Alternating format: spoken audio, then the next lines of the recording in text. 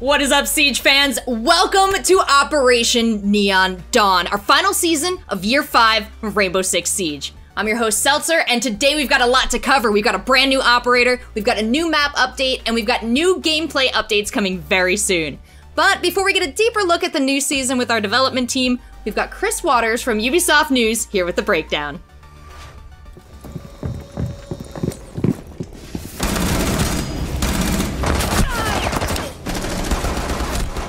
Operation Neon Dawn is lighting up Rainbow Six Siege in a whole new way, as a defender named Aruni is setting up laser gates. Angry laser gates. Look, I know they seem cool and kinda synth-wavy, but attackers, please don't touch them. I promise you it's for your own good. These gates have it out for drones, utility projectiles, and anyone on the attacking team, making Aruni a powerful architect of defense. Neon Dawn is also bringing a Skyscraper map rework, as well as some key gameplay updates, including a nice little upgrade to Hibana's X-Kairos launcher. As the final season of Year 5 of Siege, Neon Dawn is definitely going to punch above its weight. Aruni is a medium-speed, medium-armor defender from Thailand who can slow down, stymie, and seriously singe attackers with her Surya gates. She can drape them over a soft or reinforced wall, set them up on windows, or use them to protect hatches, and they will completely cover the area. When she deploys them over doors, however, they leave a gap at the bottom for drones or nicely aimed projectiles.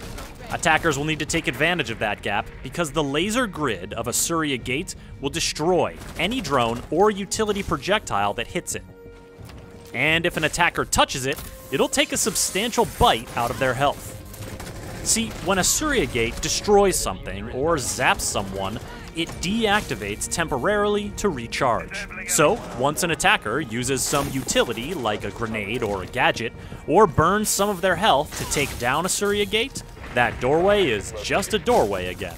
Keep in mind that there is a short delay from zapping something to deactivation. This short delay is all Aruni needs to get her speedy P-10 Roni submachine gun or her big, bad MK-14 EBR marksman rifle trained on the door in question.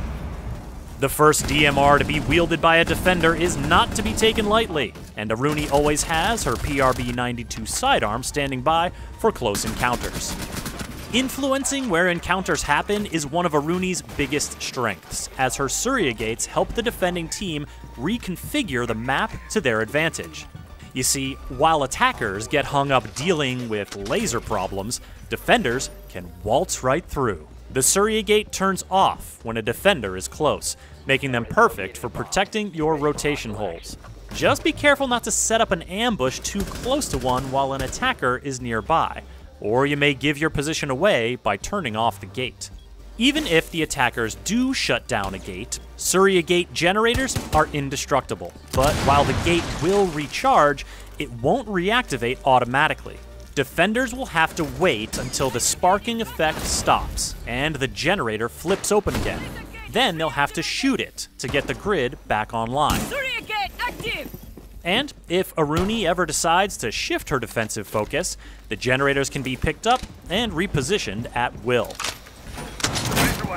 The power of the Surya gates to disrupt attackers' plans and movements, plus the added barbed wire or proximity alarms in her secondary gadget slot, make Aruni a formidable asset to any defending team.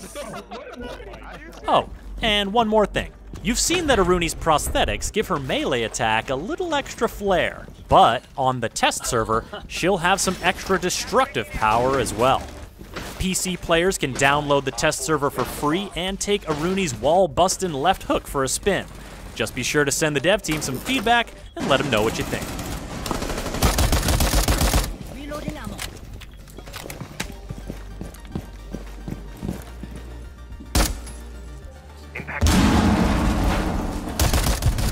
Op 4 eliminated. Mission successful.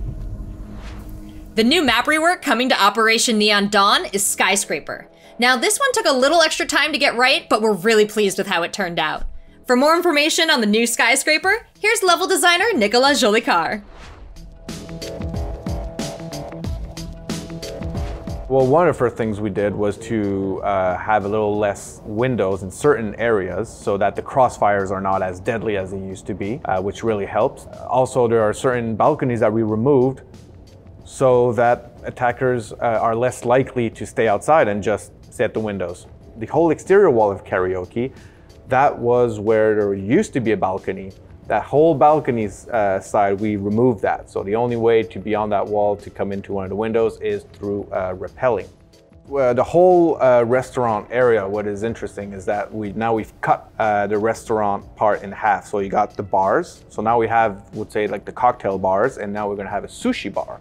And then you're gonna have a double door that will send you into the restaurant area where you have the bathroom. So that really makes it so that you're less in the feeling that you have angles all over the place, as much for attackers or defenders. When you would be in a restaurant, you felt like everyone could see you from anywhere. We've added a whole new connection. I find that that's the most exciting part of all of our changes. On the second floor, if you remember, Dragon used to be exterior.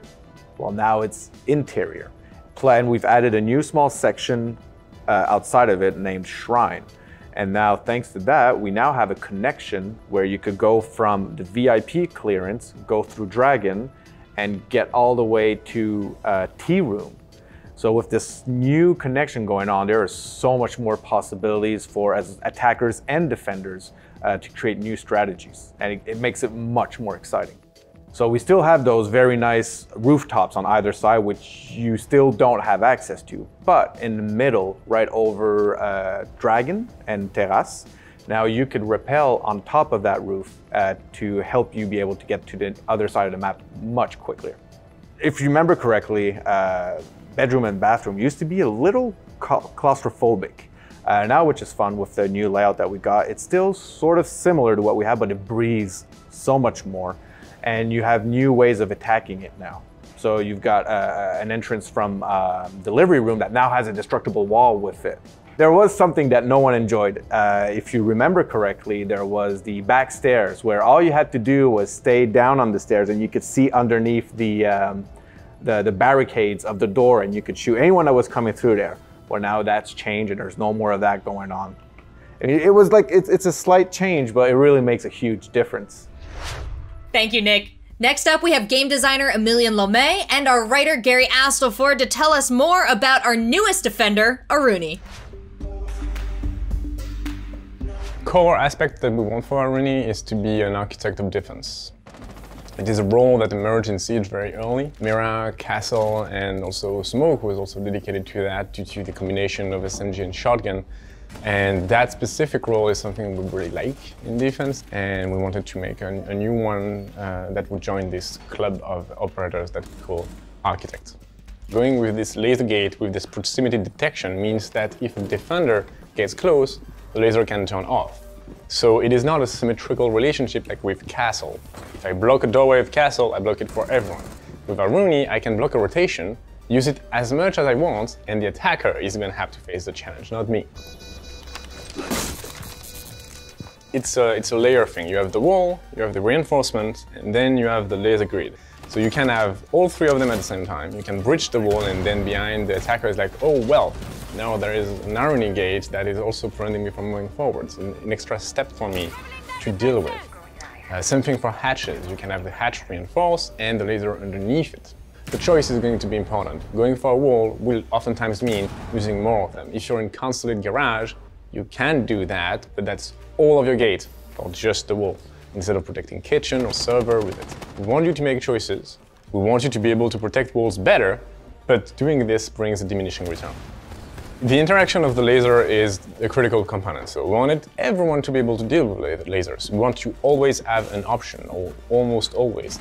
The level of safety provided by Aruni is not the same as Castle. Those two, we wanted those two to be very different, but this thing does not block bullets, does not block vision, and technically doesn't block people either.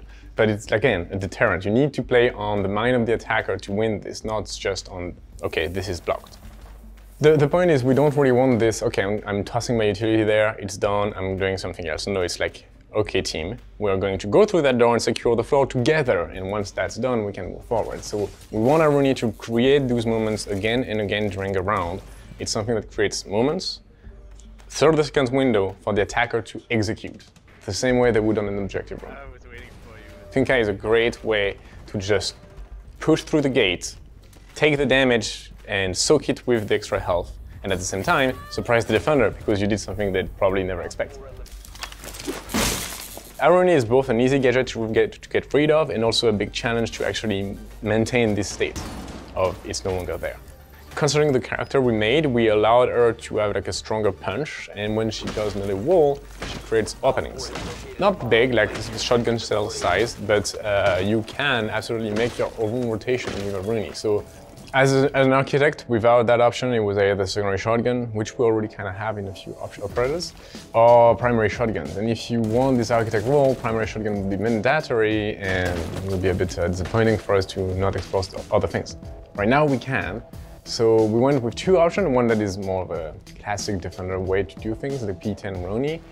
But we also are trying something new here, and we're bringing a DMR in defense. She has access to the MK14, and I'm really curious to see how that goes.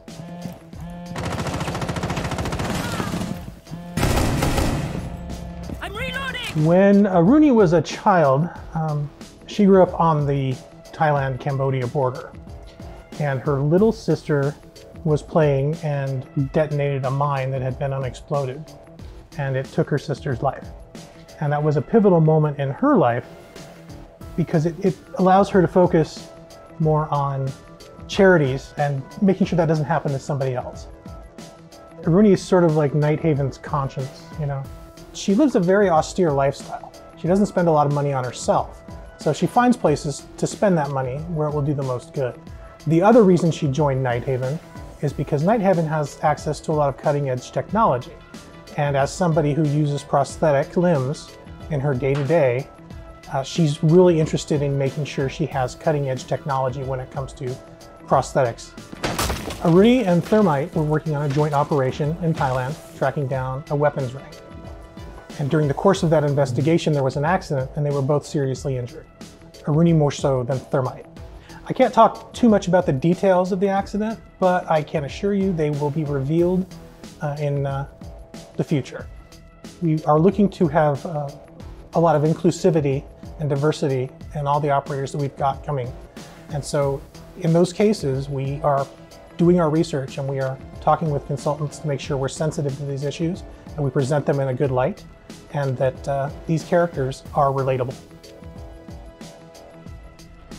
Thanks, guys. Emilian will also be posting in the upcoming designer's notes about our plans to address the 20-second meta. You can find those notes on Rainbow Six social channels and our website shortly after the stream. Now, last season, we introduced our accessibility tab, and with it, the ability to change site colors and opacity. This season, we're very excited to expand our accessibility features, with new communication options, including voice-to-text and text-to-voice. There are also a bunch of gameplay updates coming with Operation Neon Dawn. Here to discuss further are David Perpignan and Aurélie Debont. Spawn picking and runouts are very frustrating for most players and especially newcomers and intermediary players because they don't have the knowledge of the map and also not enough coordination. Defenders going outside is not a problem for us, but it should be more risky. So it's for this reason we reduce the outside timer detection, so we reduce to 1 second. But I think this shorter timer will help the attacker player to manage better their attack and also reduce the negative impact to be killed by a run out very early in the round. So defenders have to commit to their run outs and attacker could react much quicker. So I think this change should be fairer for all players. Currently, Jaeger has a pretty dominant position on the catcher utility meta. That is a meta that has been very present on Rainbow Six for some time now, so we're taking some actions in this matter. If we are able to modify Jaeger's behavior, we may be able to modify a bit the distribution on projectiles and utility. The new ADS won't be able to catch 2 rounds consecutively. After destroying a projectile, the ADS will remain disabled for 10 seconds, so this is a big change. When the disabled time ends, the ADS will come back to the active status and will be able to catch projectiles again. The counterpart of this change is that the ADS will have infinite charges, so you have a cooldown after catching something, but you cannot catch one after another. Jaeger is causing now a lot of pressure into the economy of projectiles for attackers, so we're expecting a bit of a change here. Right now you shouldn't need as many projectiles as before to deal with him, so we expect to see a bit more of variety on the attacker sides in terms of projectiles and secondary gadgets. Jaeger is not the only change we are going to do for the 20-second meta. During this season you may expect more changes from the balancing cell regarding this matter. With the recent release of Ace and the Hard Breacher, we wanted to take a look at the whole ecosystem for breachers in the game, and we decided to make some changes in Ivana. So we are tweaking a bit the resource management on her to give her more functionalities. Now Ivana will be able to choose how many pellets she wants to shoot with the X-Kairos launcher. We'll let the player choose between 3 options. They can choose between 6 pellets, 4 pellets, or 2 pellets. Now Ivana is going to be able to be more flexible and have better choices during the match. The fact that the resources are more distributed will allow her to react specifically to each circumstance. For example, if you are facing a castle, you can choose to shoot only 2 pellets and you're going to save a lot of X-Kairos into your pocket. And if you found a hatch that it's just reinforced, you choose to shoot 4 of the pellets and you'll break it. Ivana has been known for a long time as the queen of the hatches, and we're trying to reinforce that role right now. Right now, Echo is a super strong operator that ends in the status of ban or pick. It's hard not to see him on a match of Pro League if it's not banned, and we think we need to take extra steps to fix this. The current yokai drones for Echo are a drone that you can throw and attach to the ceiling, and they become invisible once they are not operated, which means that it's pretty hard to spot. The new yokai drones won't be using the invisibility system, so when they are deployed and they are attached into the ceiling, they can still be spotted by other operators and destroyed. Let's say it's a bit easier to find them. Echo could still play as it plays right now, but he will need to be a bit more careful with the drones. A bit of map knowledge is going to be a bonus for Echo's players, because you need to hide those drones from the attackers, and that's important. He will need to invest more time on the observation tools, and for compensating that a bit, we are bringing back the shield to his loadout. Aruni and the rest of Operation Neon Dawn will be live on the test server tomorrow, November 9th. So please play, have fun, and send us your feedback. We'll also be sharing more news shortly about Siege on next-gen consoles, so make sure you keep your eyes on all the usual Siege channels. Thanks so much for watching, and now, back to the EU Major!